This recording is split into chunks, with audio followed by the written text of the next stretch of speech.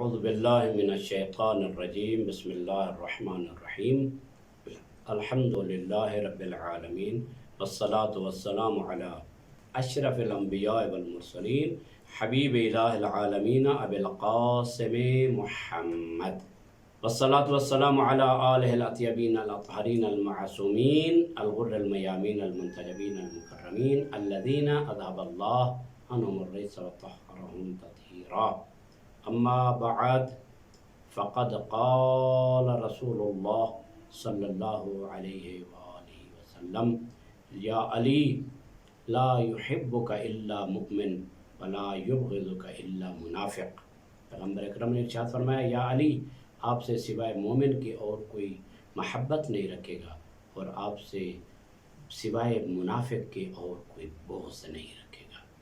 مومنین، آج کے حالات جو سیاسی حالات اور گرم گرم بحثیں معاشرے میں چل رہی ہیں تو ہم نے دیکھنا ہے کہ ہمارا کردار کیسا ہے. جب تک معاشرہ اپنے آپ کو پاکیزہ نہیں کرتا تو رہبران پیچھے رہ جاتے ہیں، چاہے نبی ہو، چاہے امام ہو، چاہے کوئی معصوم ہو یا کوئی غیر معصوم ہو. جب تک عوام کا ساتھ نہ ہو رہبر کچھ بھی نہیں کر سکتا ہے. چاہے معصوم نبی ہو، معصوم امام ہو، وہاں پر وہ اپنی معجزات اور کرامات کے ذریعے کبھی حکومت نہیں چلاتے اور کبھی اپنے شہروں میں معجزات کے ذریعے کام نہیں کرتے. وہ لوگوں کا ساتھ ہے، اس کے ذریعہ وہ حکومت الہیہ کا کام انجام دیتے ہیں. مولا علی علیہ السلام کا خطبہ نمبر 25 ہے نہج البلاغہ میں، جو کوفہ والوں کی شکست کے متعلق مولا فرما رہے ہیں. یہ تقریباً مولا کا 40 ہجری میں مولا کا یہ خطبہ ہے کہ جب مولا نے یمن میں اپنے نمائندے بھیجے، عبید اللہ ابن عباس اور سعید بن نمران کو بھیجا، تو بصر بن ارطاط نے یمن میں ان پر اپنی فتح حاصل کر لی اور ان کو شکست کا سامنا ہوا اور پھر واپس یہ کوفہ کی طرف آ گئے. بصر بن ارطاط معاویہ کا وہ کمانڈر تھا کہ جس نے اتنی خرابیاں کی، حتیٰ عبید اللہ ابن عباس کے 2 بیٹوں کو، عبد الرحمن اور قسم، دونوں کو ان کی ماں کے سامنے ذبح کر دیا تھا. بصر بن ارطاط یہ اتنا خبیث قسم کا کمانڈر تھا اس امیر شام کا کہ جہاں بھی اہل بیت کے ماننے والوں کو دیکھتا تھا بے دردی سے ان کو قتل کر دیتا تھا. یعنی جب مولا کو اپنے ان کمانڈروں کی طرف سے شکست کا سامنا ہوا تو مولا امیر علیہ السلام نے ایک خطبہ ارشاد فرمایا. مولا نے فرمایا ما ہی الا الکوفہ اقبضها وابسطها، اب میرے ہاتھ میں فقط ایک کوفہ ہے کہ جس کی باغ ڈور اور بندوبست مجھ علی ابن ابی طالب کے پاس ہے. مولا فرماتے ہیں ان لم تکونی الا انت، اے کوفہ اگر فقط تو ہی ہے کہ جو میرے تسلط میں ہے، تحب عاصیرہا، اور تیرے اندر یہ جو ہوائیں چلتی رہیں گی اور یہ آندھیاں فسادات کی، فقبحک اللہ، اللہ تیرے چہرے کو ایسا کبھی اور بد بنا دے کہ پھر مولا ایسی گویا کہ بد دعا کر رہے ہیں کوفے کو، یعنی کوفہ تو شہر ہے، کوفے والوں کو کہ تمہارے اندر کیا ہو گیا ہے تمہیں. اور مولا پھر فرماتے ہیں انبئت بصرا قد اطلع الیمن، مجھے یہ بات پہنچی ہے، مجھے یہ پتہ ہے کہ بصر جو ہے اس نے یمن پر اپنا تسلط جما لیا ہے. وَإِنِّي وَاللَّهِ لَأَظُنُّ أَنَّ هَؤُلَاءِ الْقَوْمِ سَيُضَالُونَ مِنْكُمْ بِاجْتِمَاعِهِمْ عَلَى بَاطِلِهِمْ. مولا فرماتے ہیں کہ مجھے پتہ چلا بصر کے بارے میں کہ اس نے یمن پر اپنا تسلط قائم کر لیا. مولا فرماتے ہیں ان لوگوں کے بارے میں مجھے یقین تھا، مجھے پتہ تھا کہ انہوں نے باطل پر جمع ہو کر اس پر قبضہ کرنا ہے۔ مولا یہاں فرما رہے ہیں کیا؟ یہ کہ فرما رہے ہیں بیجتماعہم علی الباطل، اپنے باطل نظریات پر ڈٹ کر وہ کیا کر رہے ہیں؟ وہ ہماری ہی ریاستوں کو اپنے اندر لے رہے ہیں اور ان پر قبضے جما رہے ہیں۔ مولا فرمانا چاہتے ہیں کہ اگر وہ باطل پر ہیں، اس کے باوجود وہ اپنی فتح کا پر لہرا رہے ہیں۔ کیا مطلب؟ کہ اجتماع اور آپس میں اتحاد کی ضرورت ہے۔ اگر وہ اتحاد پر رہ کر یعنی باطل پر اتحاد کر کے وہ فتح حاصل کر سکتے ہیں تو مولا گویا کہ فرمانا چاہتے ہیں وَتَفَرُّقِكُمْ عَنْ حَقِّكُمْ، ایک یہ بات ہے کہ وہ مجتمع ہیں، وہ ان کے درمیان اتحاد ہے۔ وَتَفَرُّقِكُمْ عَنْ حَقِّكُمْ، اور تم اپنے حق سے متفرق ہو چکے ہو، اپنے حق سے بکر چکے ہو۔ وَبِمَعْصِيَتِكُمْ إِمَامَكُمْ فِي الْحَقِّ، اور تم اپنے امام حق کے معصیت نافرمانی کر رہے ہو، اس وجہ سے وہ تمہارے علاقوں کو اپنے اندر لے رہے ہیں۔ یہاں سے پتہ چلا اگر کوئی باطل پر بھی ہو، اگر وہ اجتماع پر ہے، اگر وہ اتحاد ہے ان کے درمیان، ان کی صفوں میں اتحاد ہے، تو مولا فرما رہے ہیں گویا کہ وہ معاویہ والے اتنے متحد ہیں، وہ تمہاری ریاستوں کو اپنے اندر لا رہے ہیں اور ان کو فتح کر رہے ہیں، اور تم اپنے امام کی نافرمانی کر کے، اب تم جانتے ہی ہو کہ تمہارا امام برحق ہے، لیکن اس کے باوجود تمہارے اندر یہ تفرقہ اس بات کا موجب بنا ہے کہ انہوں نے تمہارے علاقوں پر اپنا قبضہ جما لیا ہے۔ وَبِمَعْصِيَتِكُمْ إِمَامَكُمْ فِي الْحَقِّ وَطَاعَتِهِمْ إِمَامَهُمْ فِي الْبَاطِلِ، انہوں نے اپنے امام کی باطل میں اطاعت کی۔ یہاں پر بتاتا جاؤں کہ امام ایسا لفظ ہے کہ جو حق اور باطل دونوں کے لیے استعمال کیا جاتا ہے، یعنی وَطَاعَتِهِمْ إِمَامَهُمْ، اور امیر شام والے جو ہیں انہوں نے اپنے امام یعنی معاویہ ان کا امام تھا، یعنی باطل والوں کا امام معاویہ کی اطاعت کر کے انہوں نے یہ کام کیا ہے۔ وَبِأَدَاءِ الْأَمَانَةِ لَا صَاحِبِهِمْ، جو انہوں نے معاویہ ہے اس کو ادائے امانت کی، انہوں نے ان کے ساتھ گٹھ جوڑ کیا، ان کے ساتھ اتحاد کیا، اور اس کی گویا کہ انہوں نے بیعت کر لی تھی کہ ہم جئیں گے مریں گے تیری اطاعت میں مریں گے، گویا کہ انہیں پتہ ہے کہ یہ حق نہیں ہے، اس کے باوجود وہ امانت کے اتنے پکے ہیں کہ انہوں نے اس کی اتنی فرما برداری کی ہے۔ وہ اور مولا فرماتے ہیں وَخِيَانَتِكُمْ، اور تمہارا جتنا چارہ چلا ہے تم نے علی کے ساتھ خیانت کی ہے۔ اب یہاں سے دیکھنا ہے کہ جو اپنے امیر المومنین علی ابن ابی طالب علیہ السلام کے حق میں خیانت کرتا ہے تو کیا نتیجہ کیا نکلے گا؟ کہ ان کے اپنے شہر دشمنوں کے تسلط پہ چلے جائیں گے۔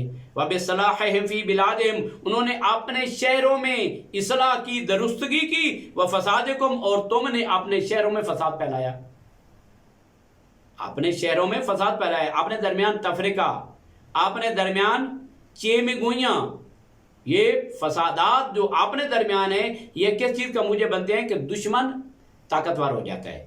آج کے تشیع کے لیے یہ بہترین مشعل راہ ہے امیر کائنات کے یہ بیان کہ مولا فرماتے ہیں اگر تم چاہتے ہو کہ دشمن پر غالب آ جاؤ تو اپنی صفوں میں اتحاد اور وحدت کی فضا کو برقرار رکھو اور اس کو بہتر بناؤ، اس لیے کہ تمہارا دشمن تمہارے اندر گھس کر، تمہاری صفوں میں گھس کر تم سے سوء استفادہ نہ کر سکے۔ فَلَا وَئْتَمَنْتُ احدکم علی کعب، مولا فرماتے ہیں خدا کی قسم اتنا جملہ ہے واقعاً قابل غور ہے اور لوگوں کا گھٹیا پن اتنا ہے۔ مولا فرماتے ہیں اگر میں تمہیں لکڑی کے ایک پیالے پر امین بناؤں لَخَشِیتُ أَن يَذْهَبَ بِعَلَاقَتِهِ، تو مجھے ڈر لگتا ہے کہ اس لکڑی کے ایک پیالے کی جو کنڈی ہوتی ہے وہ بھی تم چرا کر لے جاؤ گے۔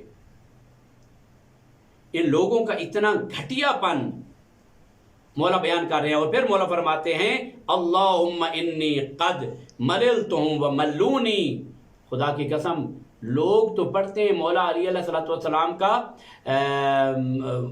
جو مصائب پڑھتے ہیں، مولا اپنا مصائب خود پڑھ رہے ہیں۔